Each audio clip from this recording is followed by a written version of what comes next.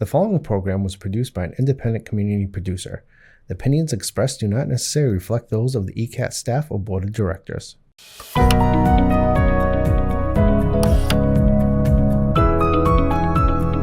Lighting for ECAT production provided by the Avery Lee Williams Family Foundation.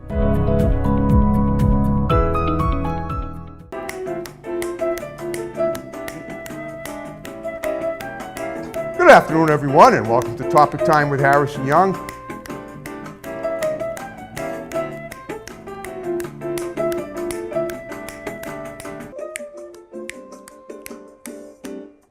Good afternoon, everyone, and welcome to Topic Time with Harrison Young. I cannot believe this is my final January interview of 2025. And I already have more guests lined up as my 15th year rolls along, more great guests, and I have a great one here tonight. We're going to talk to him. He's been here before doing other people's shows, but of course, before we get to him, I'm going to read these incredible underwriters, and then we will commence per usual. So, we have Shawnock Auto Body and Repair in Lakeville. Good to have them back. We have Grip It and Rip It Trading Cards and Video Games in West Bridgewater. We have VTC Games and More in Mansfield. Great to have them back. We have the Checkered Cab Company in Taunton. We have a new one, Hometown Bakery in Mansfield. We have another new one, Regret Distillery in Raynham. We have Furnace Brook Motors right here in town, always for a great deal, I guess, on a used car in Easton. We have Mockingbird Music in Easton. Great to have them because I had their boss as a guest a few years ago. We have Lynch's Towing Auto Cycle and Truck Center in Brockton. One number for towing, one number for projects. My pal Lynch it is, always in search of new scrap metal, wheels, anything to do with transportation. He handles it all. They're in Brockton. We have Mulberry Frozen Yogurt in Raynham. We have X Drive Motors Incorporated in West Bridgewater. We have One Good Credit in Brockton. We have Lola's Asian Mart LLC in Raynham.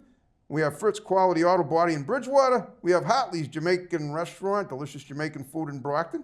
We have Diesel Plus Unlimited in Whitman. We have Eli's Auto Care in Taunton. We have Grant's Rental in Bridgewater. We have Doggy Boutique, all breed professional grooming for dogs and cats, run by my great next door neighbor, Debbie Siddell in Brockton. We have another new Jamaican restaurant, Flex Jamaican Cuisine in Brockton. Well, they're a new one, they're a new underwriter. We have Countertops Express in North Attleboro, experts in the installation and removal of quartz and granite. We have RW Carpet and Flooring in Norton. We have Evan Young Realty, that's my brother, the realtor. We have Haven Psychiatric Services right here in the building in room 211. We have Joe's Diner in Taunton. We have Mrs. Swift's and More Antiques and Gifts in East Bridgewater, and I want to thank you guys very much. Mr. Harry Green Jr., he's a paranormal investigator. He hunts ghosts, I guess. He's an expert on the Bridgewater Triangle, which I think a lot of us have heard quite a bit about. We're going to talk about that. We're going to look at a little clip of his YouTube channel about halfway through. But of course, like with every guest, I profile him thoroughly, and the conversation is always spontaneous and never dull. So, Harry, thank you for coming in and doing my show tonight. Thank you for having me on. Okay. Yep. All right. Well, let's. Obviously, what you do is pretty impressive. But I gotta ask right away: was there some event in your life which prompted you to begin it? Did you have like a paranormal experience that you didn't see coming? Yes, back in 1996, okay. Actually, I was 14. Okay.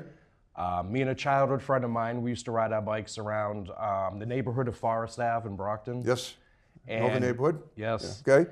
And one particular area where we used to love to ride our bikes was behind Brockton High School. There used to be old quad trails behind there. You mean by where the AZF skating rink is? Yes, right behind there. I gotcha, okay.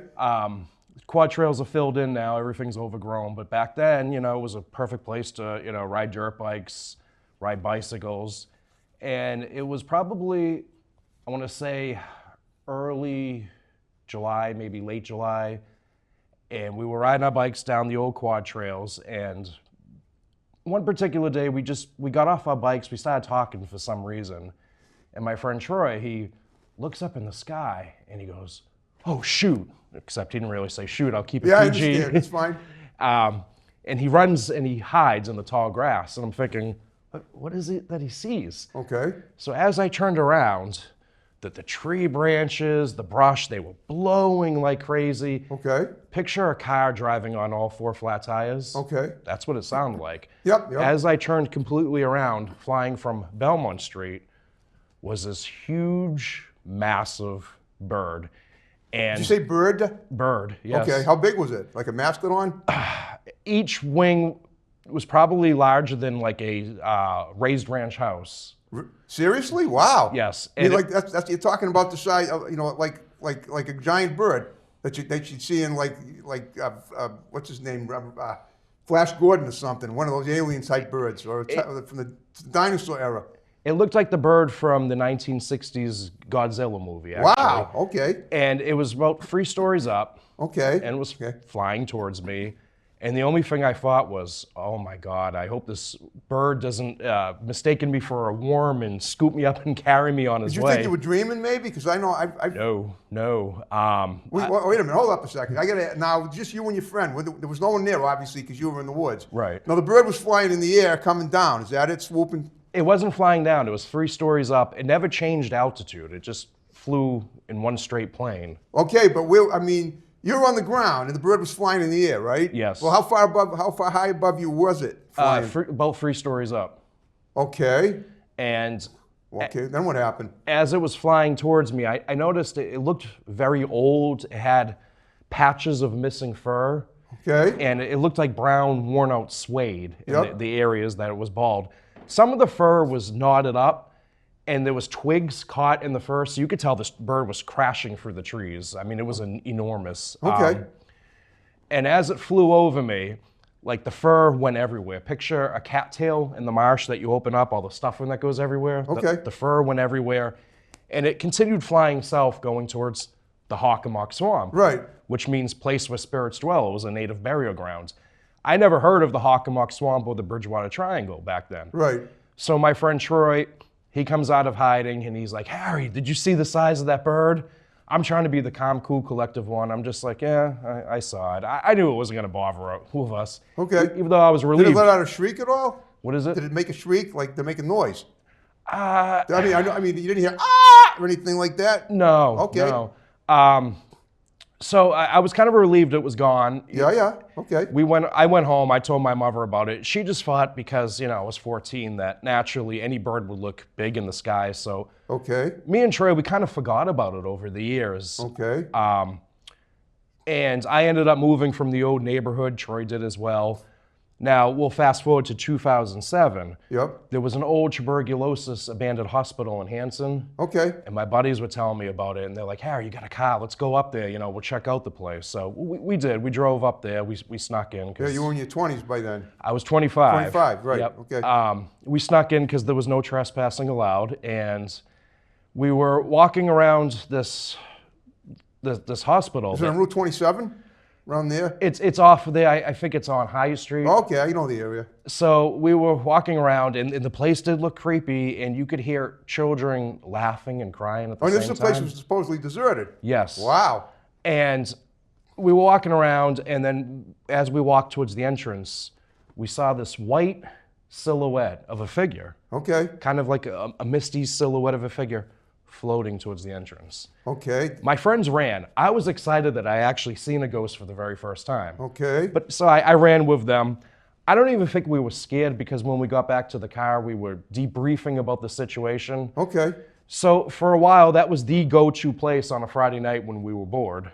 Was this a Friday night when you guys were there? Or was it during the day?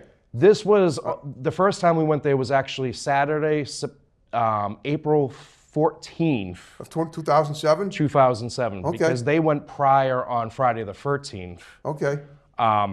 But yeah, we would go there for, the next couple months. We didn't really see or hear anything again. Okay. So the next following year, I was telling my friend Portia about this ghostly that a girl? experience. It is, Cool. yes. And I was telling her about this experience, and she goes, well, Harry, that's because you live inside the Bridgewater Triangle. Oh. Now, she was under the impression Hanson was inside the triangle. And I was telling her, what is the Bridgewater Triangle? And she goes, Harry, you lived out here all your life. I just moved to the state, and already I know about the Bridgewater Triangle. And I said, well, what is it? And she started telling me about this haunted region with UFOs. Now, I'm laughing at this point. Okay. She's telling me about Bigfoots. I'm like, oh, okay, Portia, Bigfoots, really? And she goes, no, Harry, seriously, people have seen Thunderbirds right here in Brockton. Okay, and now you realize that's what you saw.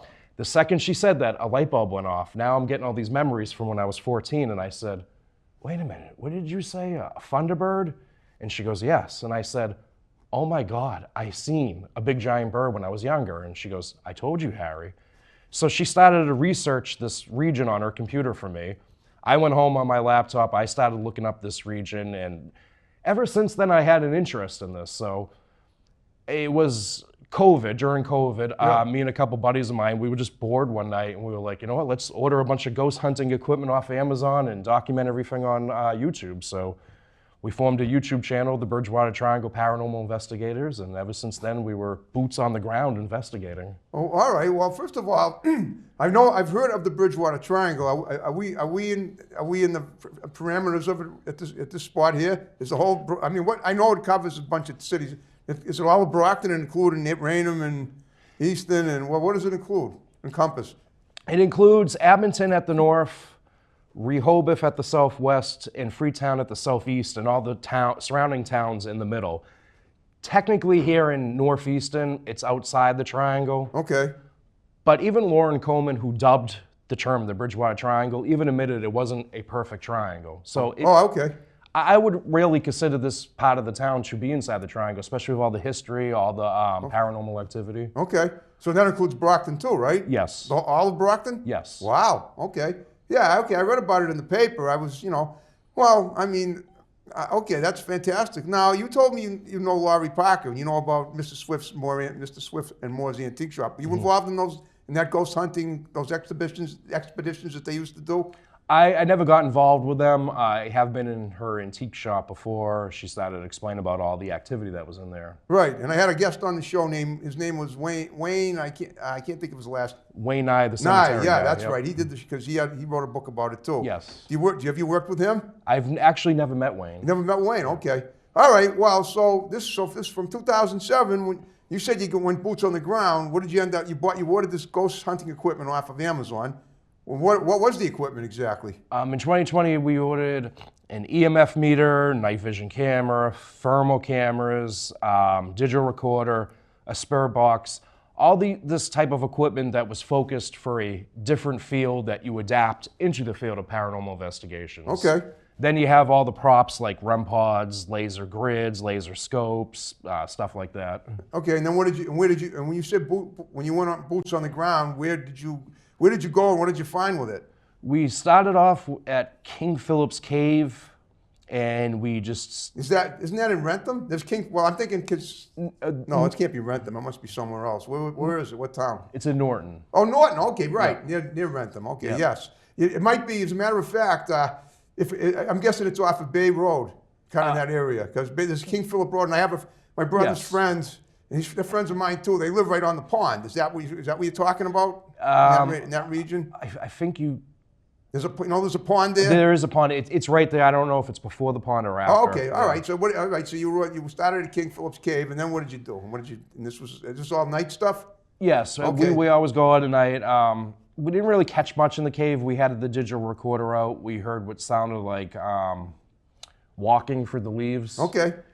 One of the places that we investigated early on was Anawan Rock, which I'm sure you heard of. Well, I'm not. Well, I might have. And that's in the area too. That's in Rehoboth. Oh, Rehoboth. Okay. That's where Chief Anawan was finally captured, officially ending King Philip's War. Oh, I understand. Okay, so you're going to have to enlighten me with history because I really don't know. I'm really dumb when it comes to that stuff. But okay, interesting. So basically, was that a Native American or something against the colonists? Is that war? Was that what that war was? Yes, that's the spot where Benjamin Church captured Chief Anawan. Okay. It was said that Chief Anawan actually gave Benjamin Church the tribe's special wampum belt in exchange for peace. No one knows what happened to the wampum belt, but they say until it returns that this curse won't end. That's if you believe the Bridgewater Triangle is a curse. Some people believe it's a vortex. Okay. Interesting. Okay. All right, and I guess you've been doing this regularly ever since, right? Yes. Okay. And when you do it, now how many people do you have that are on your team? The max we have right now is 4. Sometimes it's just the 2 of us that goes out. Okay. All right. And what have you seen late? What is the most recent sighting you've had? The most recent sighting we had was probably at the Stanley Iron Works in Bridgewater. Okay. We were there just checking it out. One of my investigators, Paul, was just, on his iPhone taking pictures. Didn't think anything of it. Okay. The next day, he went back to review the footage that he took, and there was this white silhouette of a figure floating, and it looked exactly like the silhouette that I saw at the Hanson Tuberculosis Hospital. Yeah, tuberculosis place. Oh, okay. All right, but you have to take, I mean, do you need to take, well, here's what I'm concerned about. I'm not concerned, but this is, if you know, I mean, there are going to be skeptics out there. And what a skeptic might say is, well, why do you need to, why won't those white silhouettes appear without the camera? Like, you know, have you ever seen one without taking a picture of it? And in a minute, we're going to watch a little clip of your work, of your YouTube channel. And then, you know what? Why don't we watch that, and then Harry will answer the question. So we'll be right back, and we'll discuss that and other, you know, and the clip.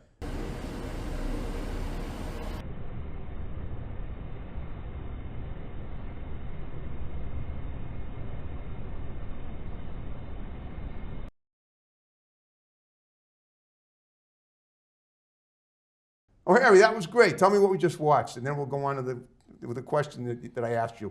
That was the picture of the silhouette that Paul actually caught. Oh, okay. Okay. In that area, locals have seen a man wearing a 19th century blue-collar work uniform walking his dog. Wow. The locals call him Ralph for some reason, and he walks his dog around the Stanley Ironworks Park, and he disappears.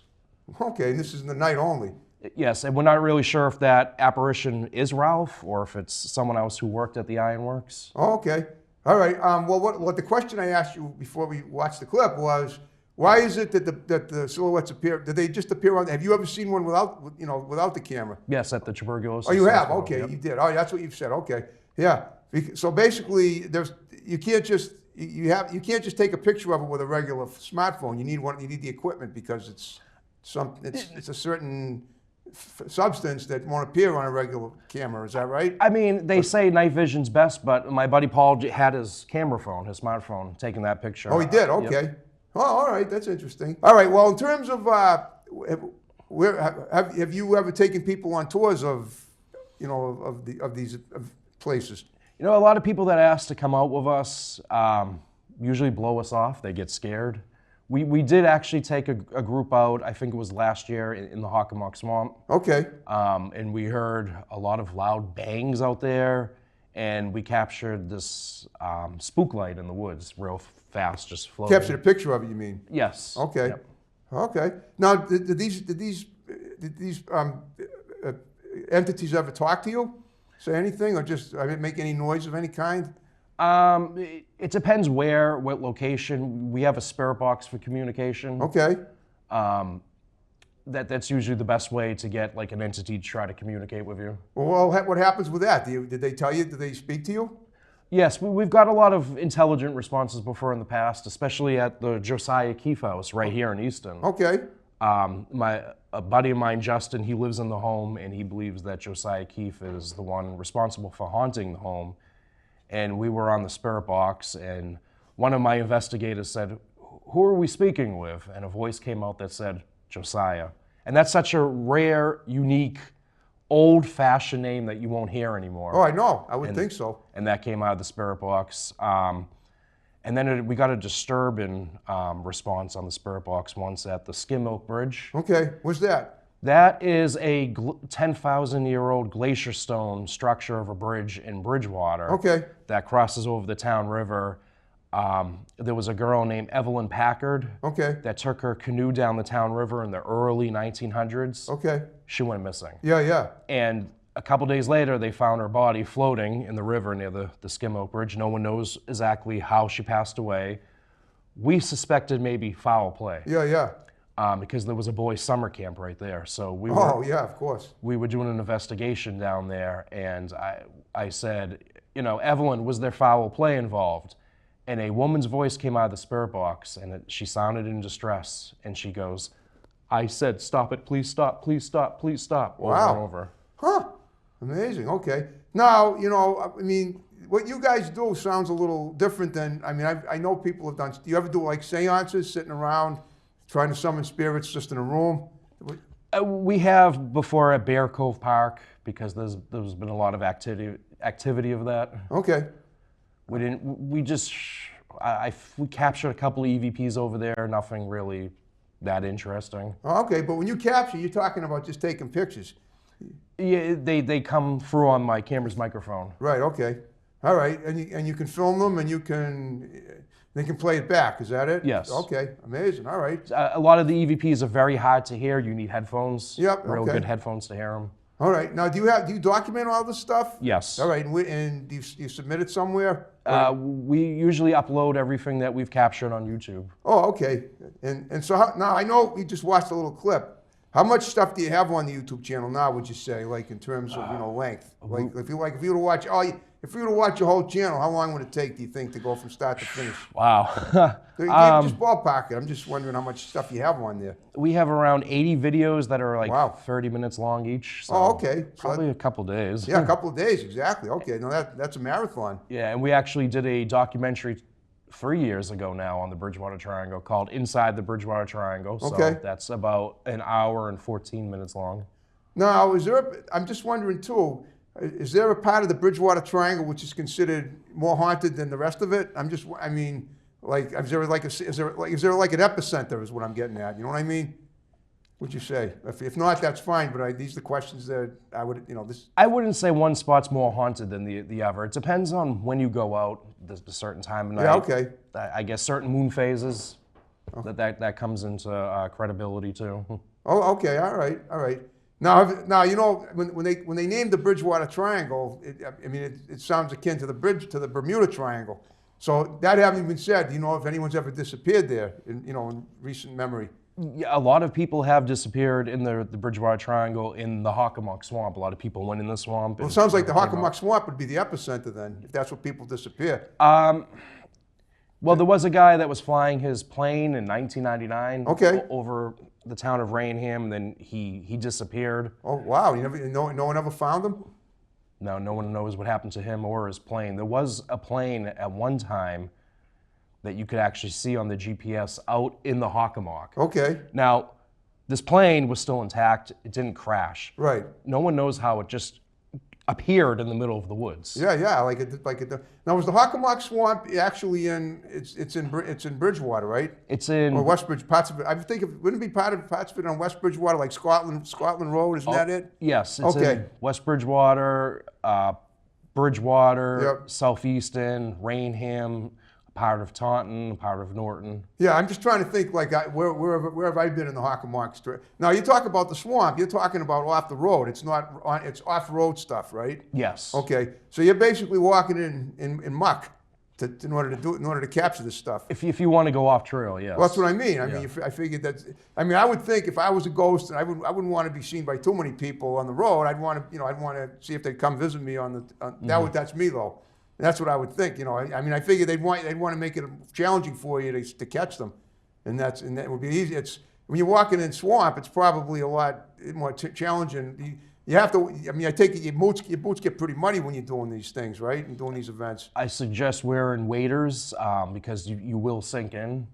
Oh, like quicksand? Yeah, and that could be the reason why people went missing back then. No one really knows why. Oh, quicksand. Yeah, that might do it. Yeah, if somebody's out there in quicksand. Yeah, I can see that. Okay.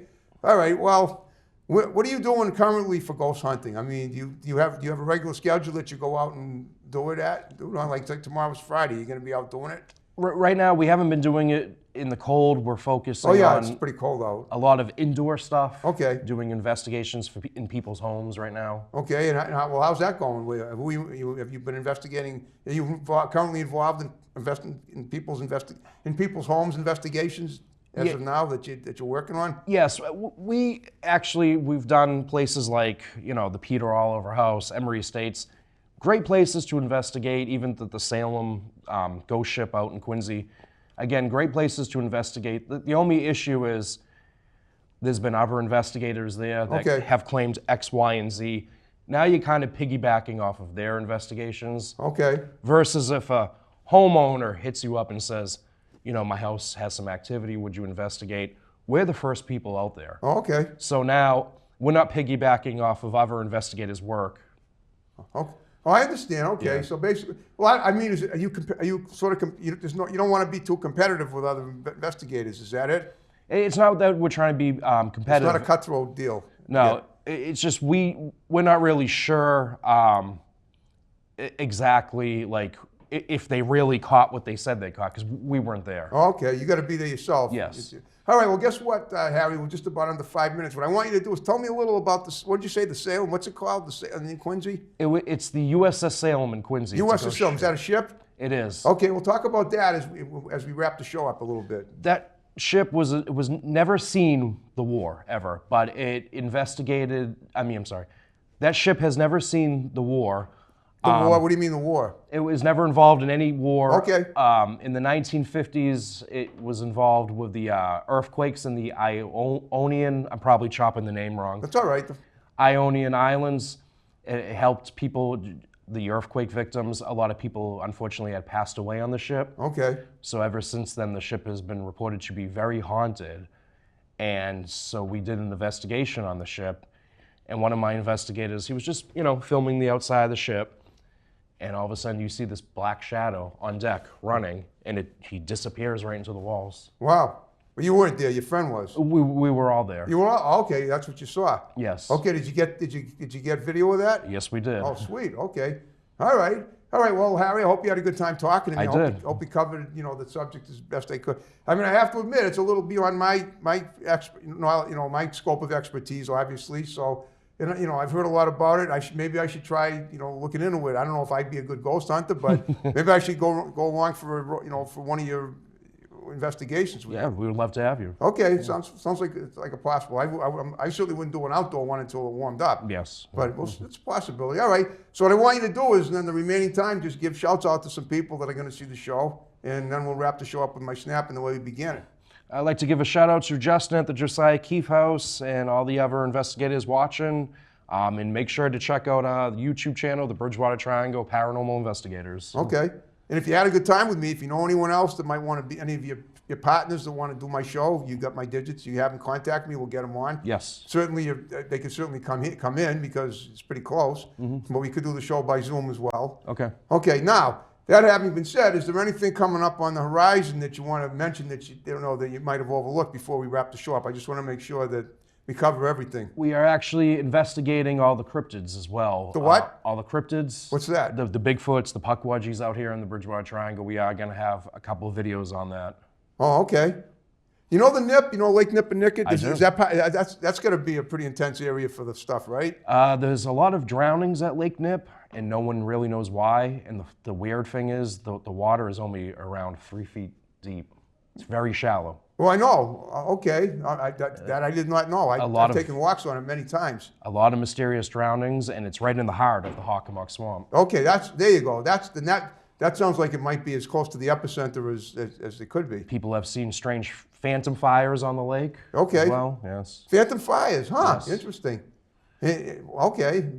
I'll have to, next time I walk on the lake, I'll have to look for one. But only at night or during the day too? It's been reported at night, and Okay. if you take a kayak all the way to the end of the lake near the town river, Yep. you'll hear Native American drums beating, phantom drums. Oh, okay. Yes.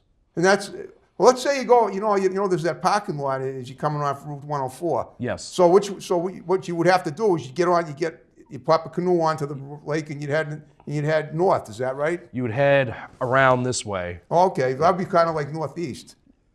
Well, I figured because yes, okay. Going towards Route 24. Going yes. towards. Oh, okay, perfect. Yep. All right, interesting. All right, have you done that? Have you done a canoe trip over there? We have, yes. Yeah, okay. Yeah. All right, great. Well, Harry, you did a great job with me. I want to thank you for coming in, and I hope everybody that watches the interview wants to see see more of my shows. And just so you know, what we like to do is we like to share the show as much as possible, get as many views. I'm kind of a fanatic when it comes to. Yes, definitely. If you may have noticed that on Facebook, Yep. we've been Facebook friends now for about a week. And Yep. what I do is I share, and I get more followers. I get more supporters, and that's the way we do it. I hope you're okay with that. Yes, definitely. Okay. And on that note, so are you ready to wrap the show up? Yes. The final show of January. All right, folks, we're wrapping up another great Topic Time show.